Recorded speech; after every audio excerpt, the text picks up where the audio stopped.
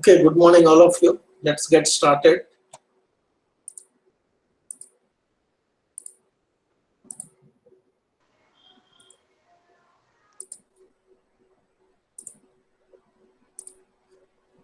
So this is what we looked in yesterday's class, modified Galerkin method. Before that, before we proceed in today's class, let me summarize what we have done in yesterday's class. We have solved this boundary value problem using modified Galerkin method, which we solved earlier using variational method in conjunction with finite element method. Okay, please note that we are using variational method in conjunction with finite element discretization and modified Galerkin method in conjunction with finite element discretization. That's what we have seen in the last few classes. So in Galerkin method, weight function is same as shape function. So that is what we noted, and based on that we proceeded with all these equations. We noted all these relations, and finally we got Galerkin criteria is given differential equation, you need to multiply with weight function on both sides, which is shape function, integrate over the problem domain. So that is what is carried out here, and this is a two-node element, so you are going to get two shape functions or two weight functions. So I takes values 1 and 2. This equation is a compact equation which actually involves two equations, and then as usual you have to do integration by parts, all that, and simplify. Finally, this is the element equation system that you get when you adopt modified Galerkin method. Once you get the element equation system, you decide the discretization and then assemble the element equations based on this element equation system. Assemble the element equations for each of the element depending on its first node coordinate, second node coordinate, length of the element, all that information. You assemble these element equations, you write for all the elements. Here in this particular case, we have chosen 3 elements and 4 nodes. And so once you have the element equations, you assemble the global equation system. Okay, yesterday I explained to you these terms gets cancelled, how it is cancelled, all that I explained to you in yesterday's class. So finally, you get this equation system after putting all the 3 elements contribution, a global equation system. And before you start, you should have an idea about what is going to be the size of the global equation system. There are 4 nodes. At each node you have 1 unknown, so you are going to get 4 by 4 equation system. So all these points you need to keep in mind. Okay, so this equation system you need to rearrange slightly, and finally you get this equation system. And one important thing is, wherever you apply essential boundary conditions, their reaction is going to be developed. Okay, and that you keep in mind. And this is the equation system that you get when you adopt modified Galerkin method, which is exactly same as what you got from when you adopted Rayleigh-Grigg method.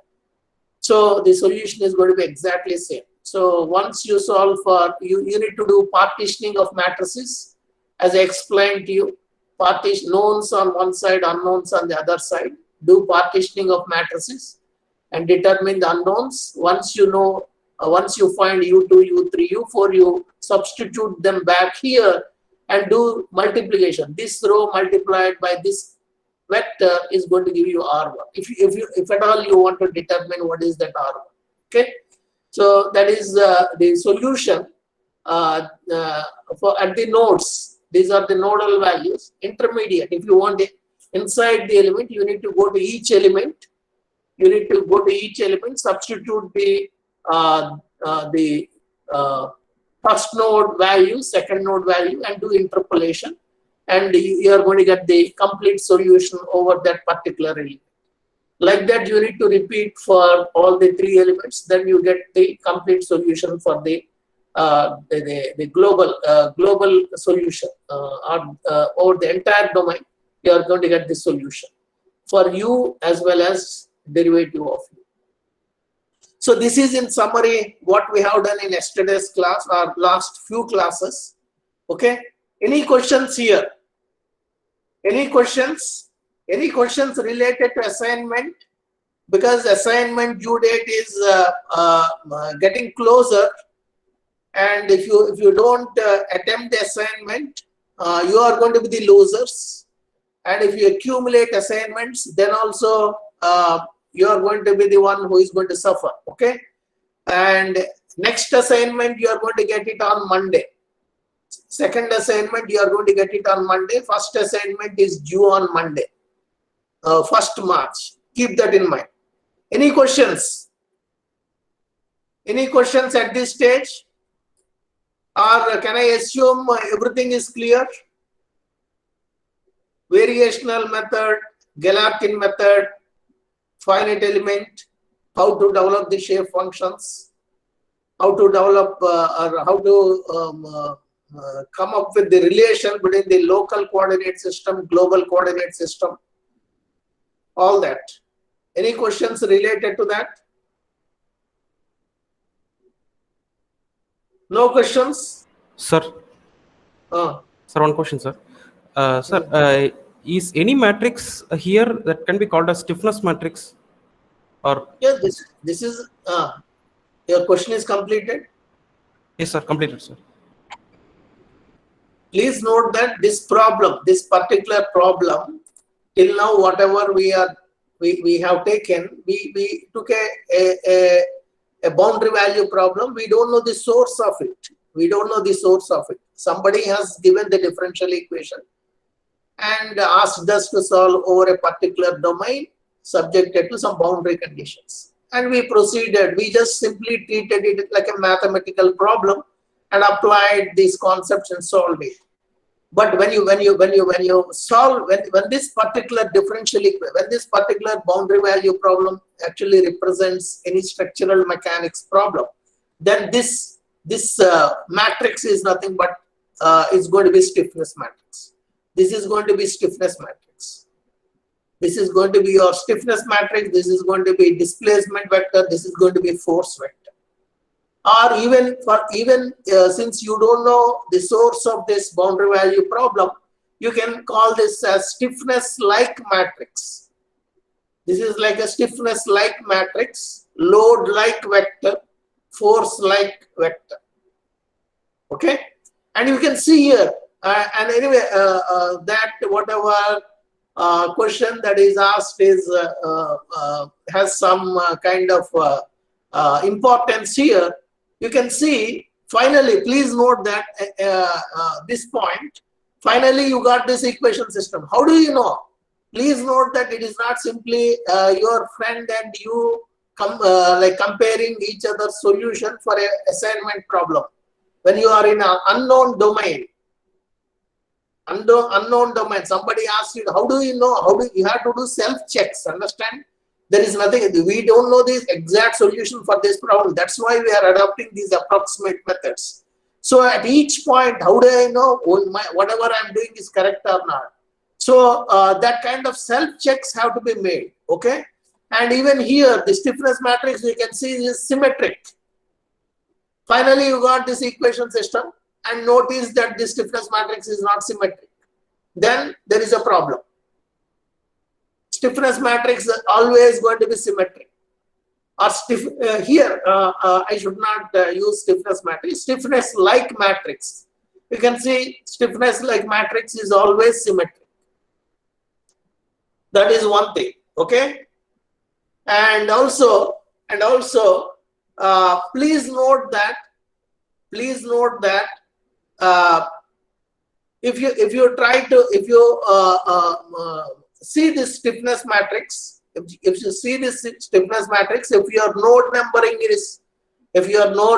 is proper, then you are going to get nice banded matrix. You can see off diagonal terms here.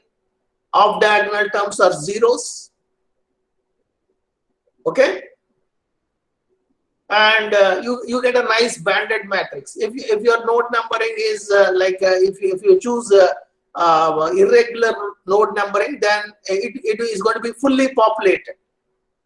The advantage of banded matrix is you don't need to store these zero values. Only non-zero values have to be stored. And also one more thing, since stiffness matrix is symmetric, it is enough if you store the upper triangular part or lower triangular part.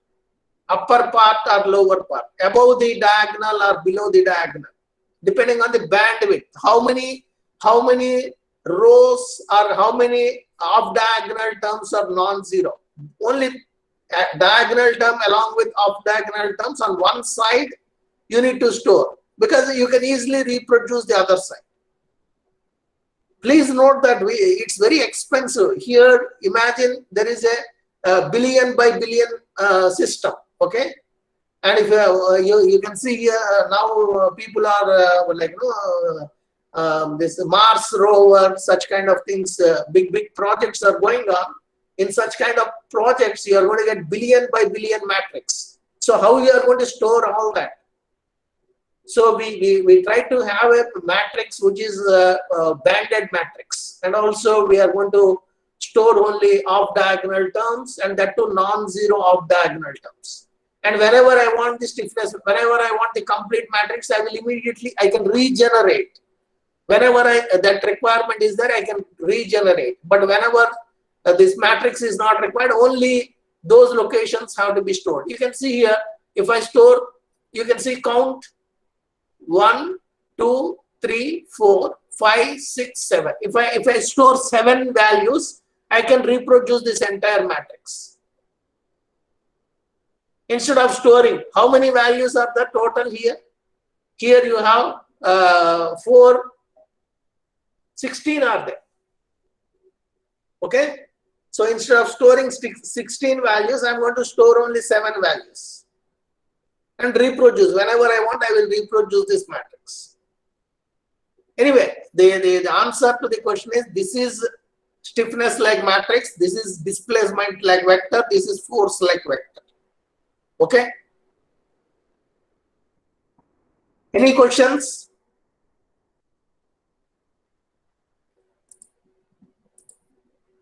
So let me proceed. Now, whatever question that is asked, hopefully in tomorrow's class, you instead of calling this as stiffness like matrix, you will be able to call stiffness matrix with the problem that we are going to see in today's class. So this is what we are going to start with. This is a one-dimensional problem. In the first few classes itself, I explained to you how to get the differential equation for this physical phenomena. When I say physical phenomena, I mean here axial deformation of bar. Axial deformation of bar subjected to a load along its axis. A load along its axis, a bar subjected to load along its axis, a pull along its axis. What is its axial deformation? I am interested both in displacements as well as strains as well as stresses in the bar. Okay, so I'm not going to go in detail through all this. We have gone enough over this. Okay, so let me directly show you the differential or equation, differential equation governing this physical phenomena, axial deformation of bar, and what is the domain over which we are going to solve this problem, and what are the boundary conditions. And differential equation I'm going to show you in a while, or you already have it. Differential equation that we need to solve is over the domain starting from 0. X-axis is shown here. X-axis is going in this direction. X is equal to 0 here, X is equal to capital L here. So we need to solve the governing differential equation over the domain 0 to capital L. Okay, subjected to a point load here, and this end being fixed. So this end being fixed, that gives you information about the essential boundary condition. And here a point load F is applied, that gives you the condition for natural boundary. Okay, natural boundary condition. What is the equation that this is going to give you? So we discussed enough on this in the first few classes. So let me show you. If you want, you quickly take a note of this this figure alone. This bar is for generality. This bar is shown as though the cross section is varying. Suppose if your particular structural member is not having varying cross section area, then you can take it as area of cross section as constant over the length 0 to L. For generality, here it is shown like this. Okay, and also modulus of elasticity is assumed to be varying along the length of the bar. Okay, that also is this material property is assumed to be varying along the length of the bar. But in your particular case, in the particular case that you may be encountering, if the material property is constant, then you make Young's modulus is equal to constant over the entire domain. Okay, so with all that information, let me show you the equation. This is the governing differential equation for this problem, and this equation needs to be solved over the domain 0 to L, subjected to these boundary conditions. And Q is the body force. Q is also function of X. Here it is not explicitly written Q as a function of X. Q is also function of X. Okay, so please take a note of it. Even if you had taken earlier, you rewrite it once again, this equation. And I told you this differential equation is a general differential equation. Here modulus of elasticity is assumed to be function of X. Area of cross section is assumed to be function of X. In particular case where these are constants, they can take out of the differentiation. You can take them out of the differentiation. So please take a note of this. So now you see this problem. This is a second order differential equation. Two boundary conditions are given, and with the knowledge that you gained so far, you should be able to develop the element equations. With whatever we discussed in the last few classes, you should be able to develop the element equations. Okay, you please take a note of this. These are the boundary conditions. In the first class itself, or in the first few classes, we noted why this is called essential boundary conditions, why it is called natural boundary condition. And by this time, you have complete idea why this is essential boundary condition, why this is natural boundary condition. This is also called Dirichlet boundary condition, Neumann boundary condition. Essential boundary condition is also called Dirichlet boundary condition. Natural boundary condition is called Neumann boundary condition. Any questions here? So now this is the problem statement. And once this equation is given, now it is a mathematical problem. Okay? So now this is a mathematical problem. So if you want, now you have choice whether you want to adopt the variational method or Galerkin method. Okay, whether you want to use variational method or Galerkin method. If you want to use variational method, what you are going to do? The given differential equation, you multiply with variation of quantity that you are trying to approximate. That is variation of u. You multiply this equation on both sides with variation of u, integrate from 0 to L. That is the first step. And the second step is applying integration by parts and reducing the order of differentiation, and then plugging in natural boundary conditions, because natural boundary conditions automatically shows up, natural boundary term automatically shows up when you apply integration by parts. Then you make the substitution. And also wherever essential boundary condition is specified, at that location variation of u is equal to 0. Based on that, you simplify you are going to get a equivalent functional. Okay, you are going to get equivalent functional. That functional, you need to arrive at that before you make substitution of a finite element approximation. That is the procedure. If you follow, or if you take the path of variational approach, there are two paths.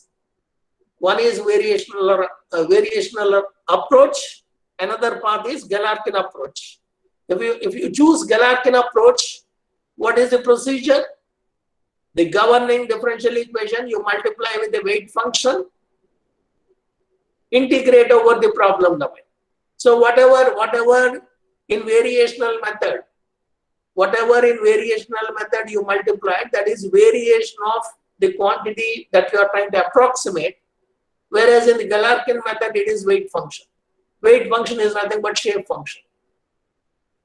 So multiply governing differential equation with the weight function, which is same as shape function, integrate over the problem domain, integration by parts, okay, integration by parts, and natural boundary condition automatically pops up. You substitute natural boundary condition, simplify the equations, simplify the equations, you get element equations. Once you get element equations, you assemble the element equations for each of the element, assemble the global equation system. At that point, you can substitute the essential boundary condition. So that is the approach if you follow Galerkin method. When I say Galerkin method, I mean modified Galerkin method. When I say Galerkin method, I mean modified Galerkin method. I told you earlier as well, after first assignment, till first assignment, you need to understand what is Galerkin method, basic formulation, and modified Galerkin method. But there are after the first assignment, whenever we refer Galerkin method, we mean modified Galerkin method. Okay. Anyway, with all that, any questions on whatever I just mentioned? So you have two paths, either variational approach or Galerkin approach. It is up to you. Here variational approach is followed, equivalent functional is obtained. That what is equivalent functional? You need to bring this problem into the form variation of some quantity inside is equal to 0. Whatever that some quantity inside the bracket, variation of some quantity inside the bracket is equal to 0. That some quantity inside the bracket, earlier we denoted that with I, capital I. And since this is a structural mechanics problem, that quantity I is nothing but your potential energy. So if you have if your structural mechanics background is strong, okay, if your structural mechanics background is strong, if you are able to write the potential energy of a system directly, you don't need to go through all that procedure. Or even if you go through all that procedure, finally whatever you get inside the bracket of variation of something, that whatever is inside the bracket, that turns out to be the potential energy. Okay, so you go through all that mathematics and check that is going to be your potential energy. That's why if you recall in structural mechanics books or civil engineers, we use capital pi to denote the potential energy. So that is what is written here. And you can read this. It can easily be verified that equivalent functional for this particular problem looks like this. And what is this? This is nothing but potential energy. How do you get potential energy?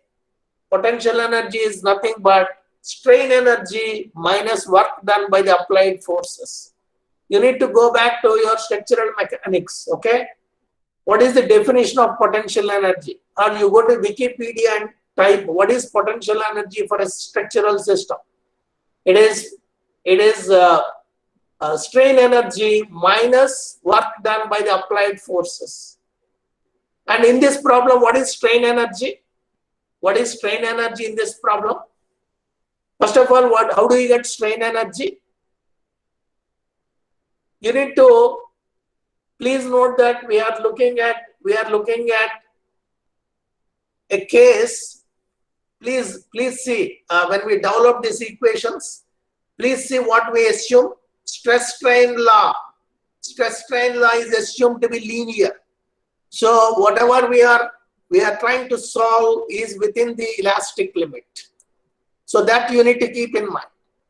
So now with that, what is strain energy or strain energy density? Strain energy density is nothing but area under stress strain curve. If you plot stress versus strain, and within the elastic limit, stress versus strain is going to be linear. So strain energy density is going to be half. If stress is denoted with sigma, strain is denoted with epsilon, half sigma times epsilon. Half sigma times epsilon, that is going to give you strain energy density. Okay? That is density. Density multiplied by the volume of the body gives you strain energy. And this, please note that the stress and strain are varying, are a function of x. Stress and strain are function of x.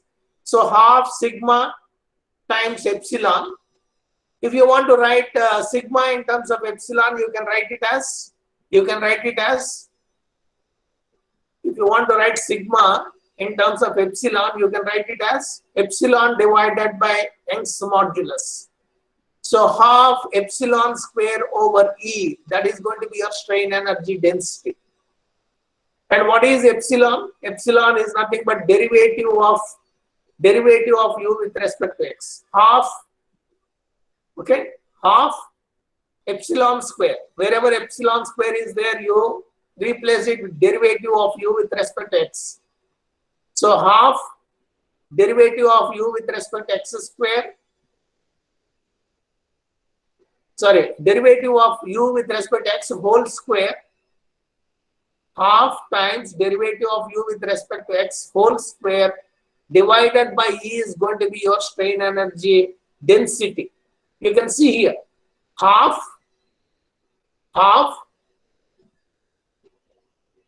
derivative of u with respect to x whole square multiplied by E. Sorry, epsilon. If you want to express stress in terms of strain, it is Young's modulus times epsilon. Sorry. So half, this is epsilon square multiplied by E. This is nothing but your strain energy density. That density you need to multiply with the volume. How do you get volume? Cross-sectional area times the length of the element. Here cross-sectional area is assumed to be varying.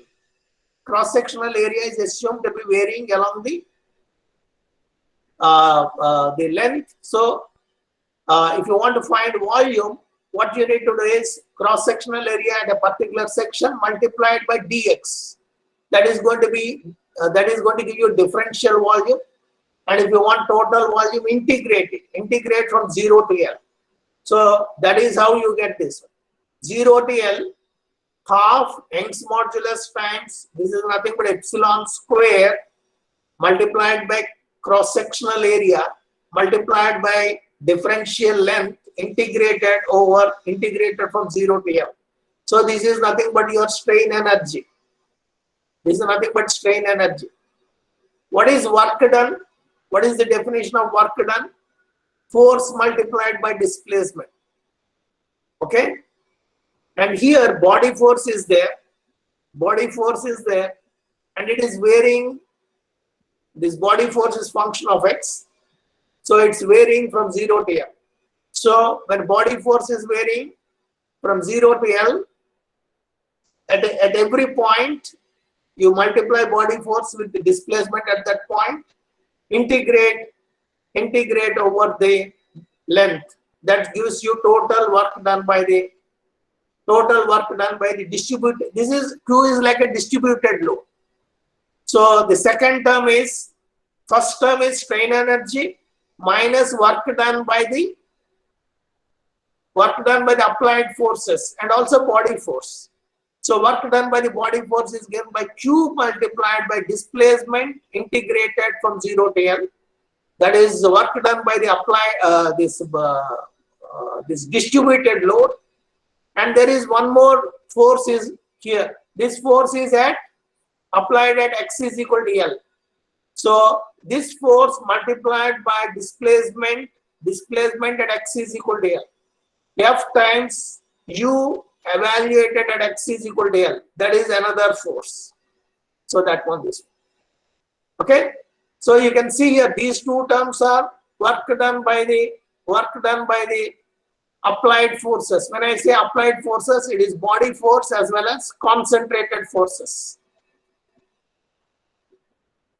So that is what is given here. Strain energy is given by this, work done by the external forces or applied forces. So please see this. If you have any questions, please let me know. That's why you need to go back to your mechanics of materials and revise strain energy. Strain energy, here strain energy, what we are talking is strain energy for a bar. Strain energy under the condition that bar is undergoing axial deformation. Strain energy under axial deformation is what is this? And if suppose this structural element, instead of bar, you have some beam. Beam is going to undergo bending. So if you want to find strain energy for that case, you need to write bending strain energy. So you please go back and revise your mechanics of materials. How to get bending strain energy, how to get strain energy due to axial forces, how to get strain energy due to torsion, all that you need to revise. Okay. Then if you are able to have, if you are strong in that, you don't need to go through all that variational procedure and bring into the form variation of something inside the bracket is equal to 0. Whatever is inside the bracket, you can write it directly. That is going to be your potential energy for structural mechanics problems. Potential energy is strain energy minus work done by the applied forces or external forces, applied external forces. Any questions here? Any questions? So you got your equivalent functional, equivalent variational functional. Please take a note of this. Please take a note of this. Equivalent variational functional.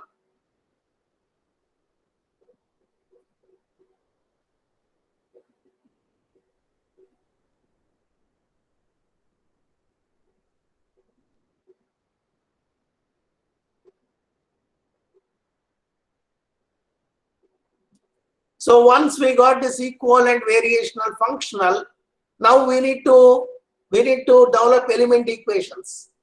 Let's take an element which is going from x1 to x2. Okay, x1 is the first coordinate, x2 is the second coordinate.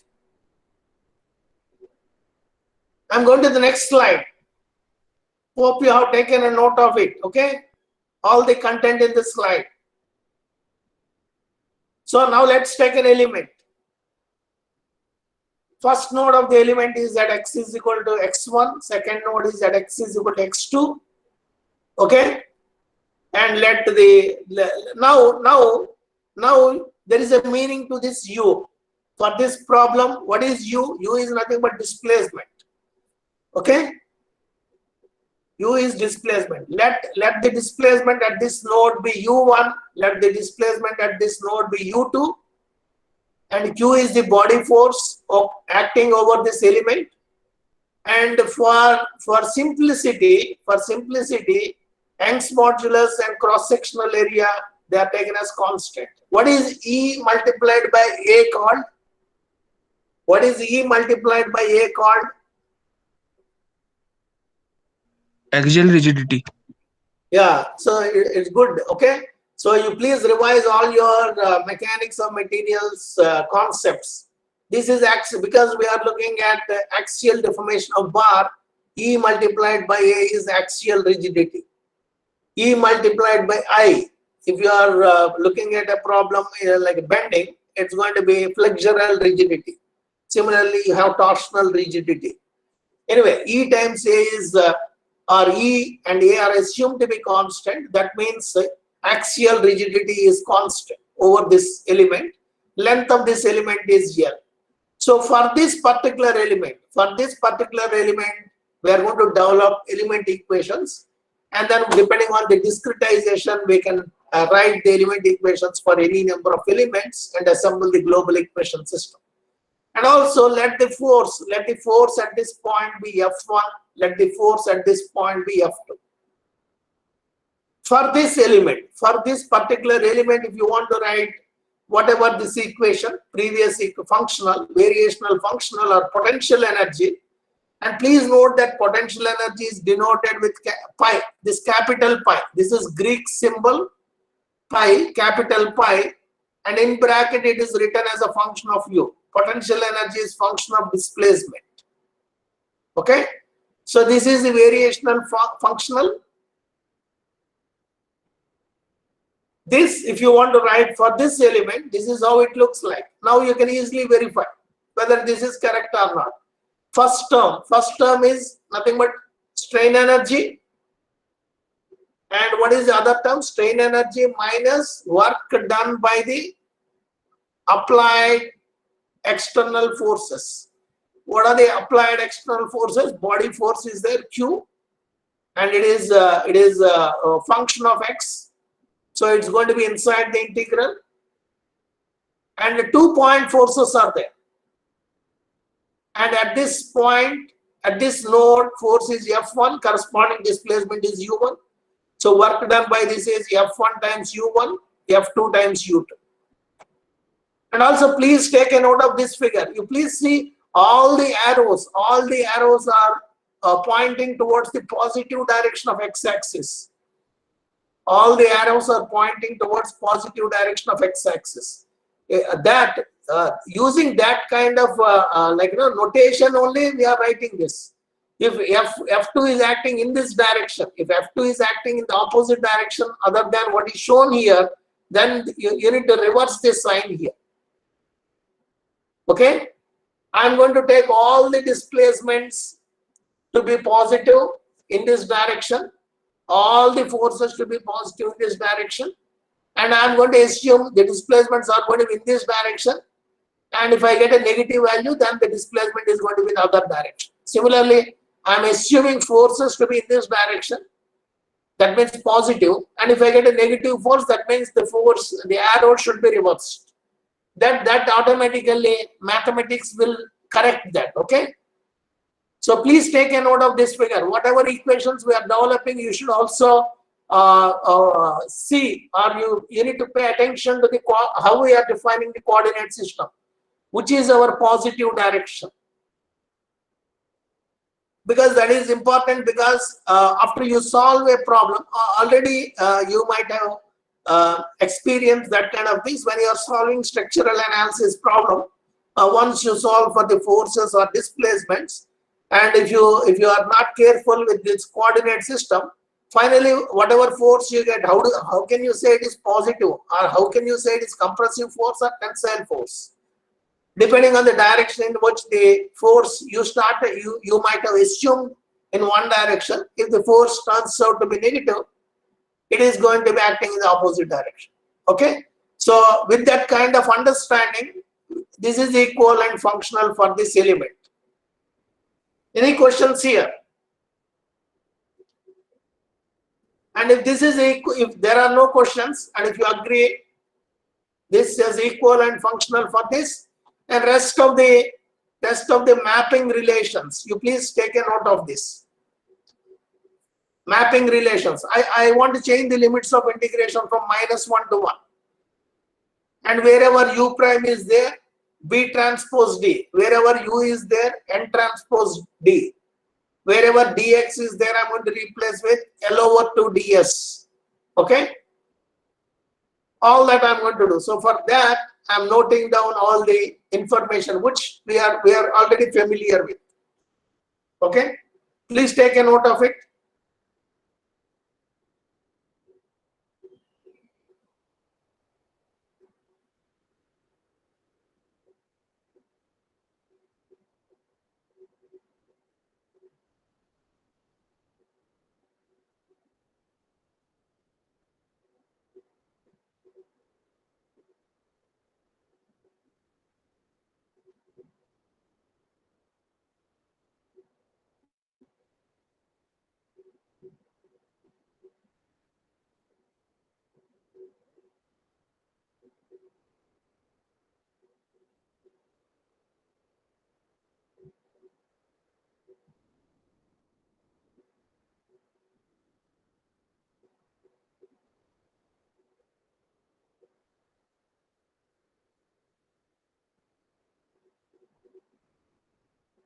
Any questions?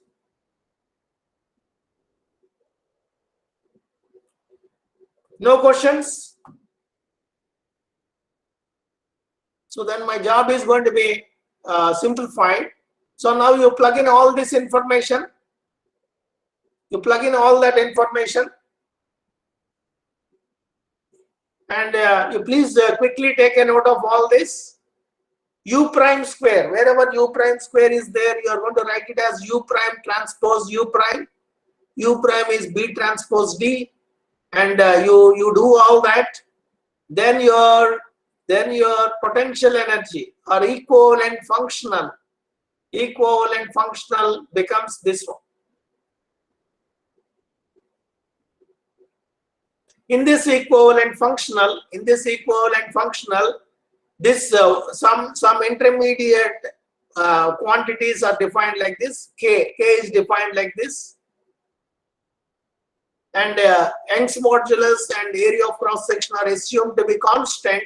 So you can pull them out of the integral, and then for that specific case, of where Young's modulus and cross sectional area are constant, this K matrix looks like this. Please take a note of this, whatever is given in this slide. I told you, even though these slides are shared with you, better you write it once again, so that if anything is not clear, that immediately shows up.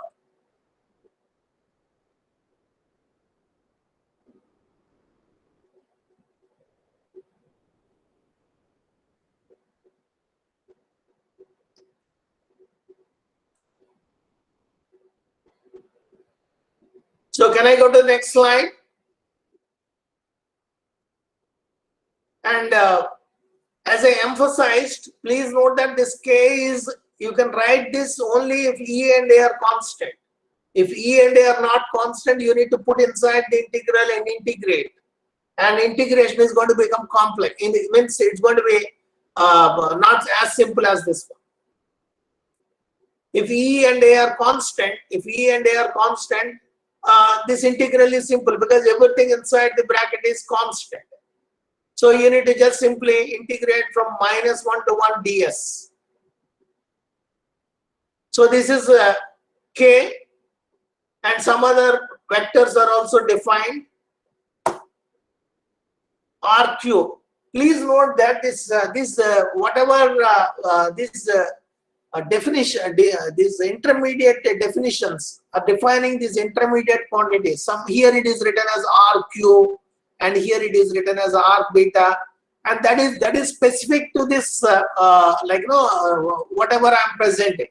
In some other textbooks, they may use some other kind of definition. So the idea is you need to understand the concepts. Once you understand the concept, you can switch over between the various references, and then see how the problems are solved.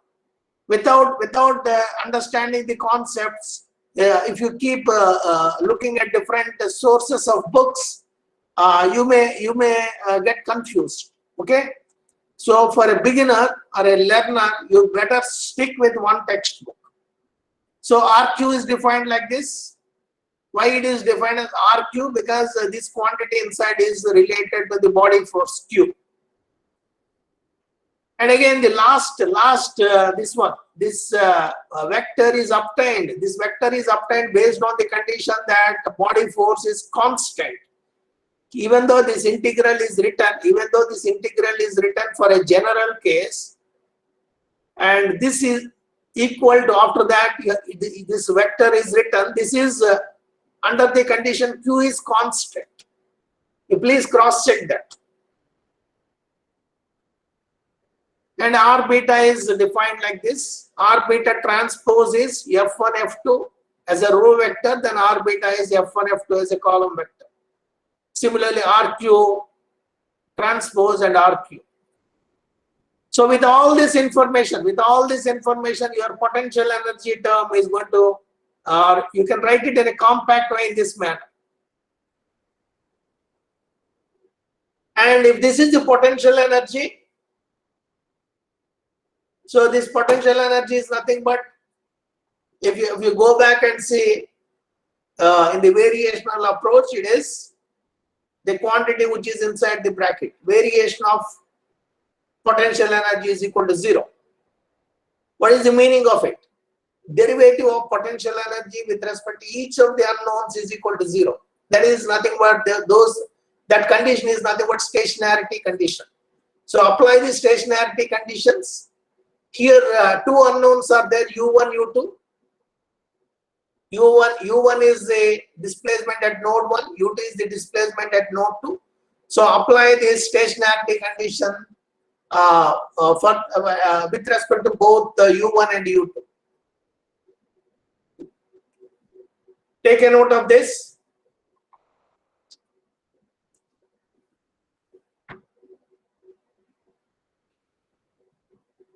So you got two equations because two stationarity conditions are there.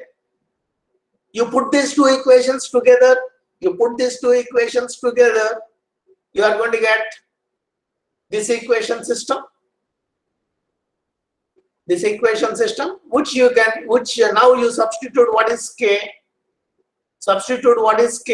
This is identity matrix. So it's going to be K times this vector U1, U2 minus RQ minus R beta is equal to 0. RK times this vector U1, U2 is equal to RQ plus R beta. So that is what is written. And K, what is K? If E and A are constants, you go back to your structural mechanics. Stiffness matrix looks, even from whatever you learned in your structural analysis, stiffness matrix for axial deformation of bar looks like this. And we got the same thing through different approach using variational approach and substituting finite element approximation. This is what we got, and it should not be differing from whatever you learned in your earlier courses. Okay, so this is the element equations. This is the element equation for an element which is having two nodes with displacement U1, U2 at 1 and 2 nodes, F1, F2 forces at 1 and 2 nodes, E and A are being constant and subjected to some body force which is constant, and length of the element is L. And if body force is not there, this vector is going, you take it as 0. If body force is there and F1, F2 are not there, you take it as 0. Whichever is 0, you substitute. Okay. So this is the element equation. Depending on the forces, you solve this element equation.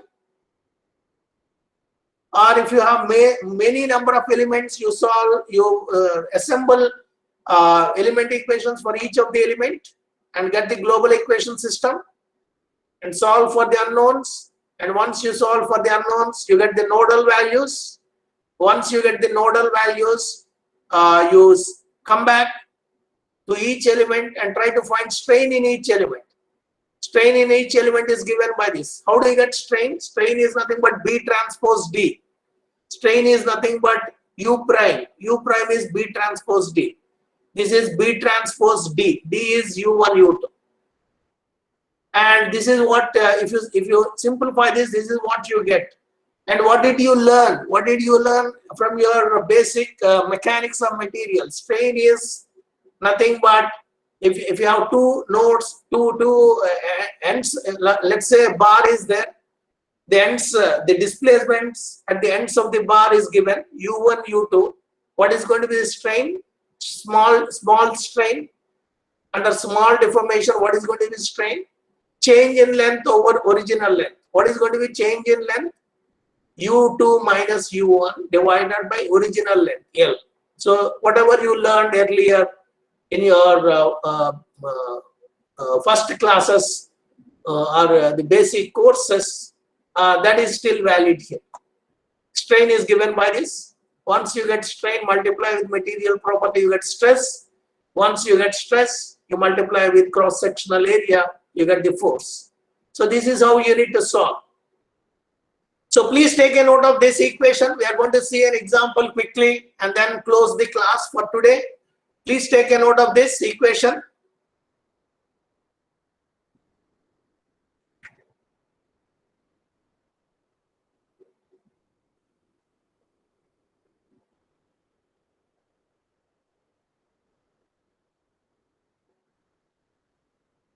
Okay, I hope you have taken note. So let me show you an example. This is the example stepped bar. There is a stepped bar and a pulley is applied at the top. Pulley is in the upward direction, and this all the units are in this one MKS units. Okay, it doesn't matter. It doesn't matter. You try to you apply the basic concepts, try to solve the problem, use consistent units. I hope you know what is the difference between MKS units and SI units. Whatever we follow in India, they are SI units, newtons and millimeter, like that. Here cage is there, MKS units. Okay, and this is a stepped bar. And it's easy, looking at the geometry of the problem, it's easy to choose element 1 and element 2. Element 1 is taken like this, element 2 is taken like this. This is numbered as node 1, numbered as node 2, numbered as node 3 here. And the force is acting in upward direction. So I'm going to take a convention. I'm going to take a convention that the displacement and forces acting in the upward direction are positive. So the force here is 1 kg, okay, in the positive direction. And now you got this element, cross-sectional area is given, Young's modulus is given, length of the element is given, and there is no body force here. There is no body force. Assemble the element equations. Assemble the element equations. Substitute EA, length of the element, U1, U2, and there are no forces for first element. For the second element, cross-sectional area is 1 centimeter square, Young's modulus is given, length of the element is given, and there is no body force, Q is not there, but the force is there at the second node for element 2. For element 2, this is first node, this is second node. For element 2 second node, there is a force in the positive direction. So this is going to be 1 and this is going to be 0. Rest of the quantities you substitute, get the element equation for element 2. Okay, so you do that, element 1 equations, element 2 equations. And based on whatever explanation I gave you earlier, you assemble the global equation system. You know where the element 1 contribution goes and where element 2 contribution goes, where the load vector, this is, I can directly call this as the load vector now, because these are forces. Where the contribution of load vector from element 1 goes, where the contribution of element 2 load vector goes, I know all that. So I get the global equation system. This is the global equation system. Okay. And this equation system I need to solve for U1, U2, U3. But please note that before and one more thing, here once again you see this is stiffness matrix. Now instead of calling it as stiffness like matrix, you can directly call it stiffness matrix. So this is stiffness matrix. Okay, apply the essential boundary conditions, and we'll discuss further in tomorrow's class. Okay, time is running out. We'll discuss further in tomorrow's class. I'll stop here. So please look at this problem.